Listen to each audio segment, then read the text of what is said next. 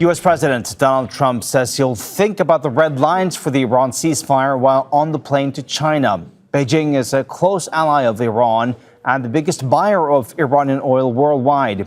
Speaking before boarding Marine One to start his trip to China, Trump said he plans on discussing the war when he meets with Chinese President Xi Jinping. I think, number one, we're going to have a long talk about it.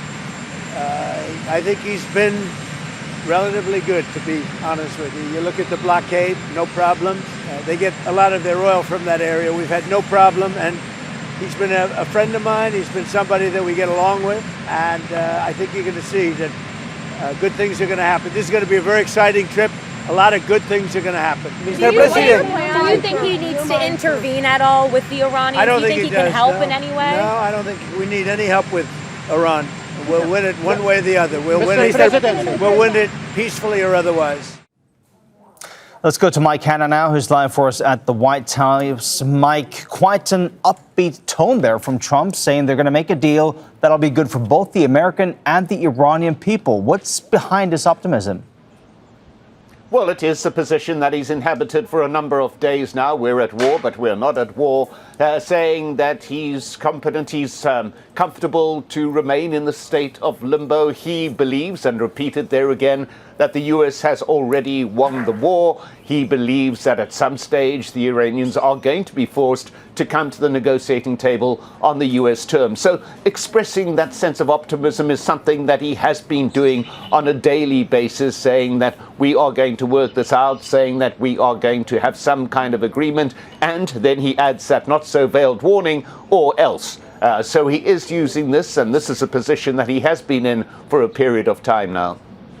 Mike, Donald Trump's also saying that ships are going to start moving through the strait. There's going to be a gusher of oil and inflation is going to come down. He's even saying that you're going to see the golden age of America. Is he just trying to paint a positive picture here to keep his voters happy? Well, no doubt the president was taken aback by those astounding inflation figures that were released earlier in the day, a massive increase, the highest since 2023 in the wake of the COVID pandemic. He's trying to put a good light on it. He continues to insist, as he has done in recent days, that once the war ends, then everything is going to suddenly return to normal. The price of oil will go down, the cost of living will go down. And he bristled at suggestions from reporters that the war is creating a major issue for the U.S. economy, saying that those who say that are, and to use his word, stupid, because he says that his bottom line is that Iran must not have a nuclear weapon.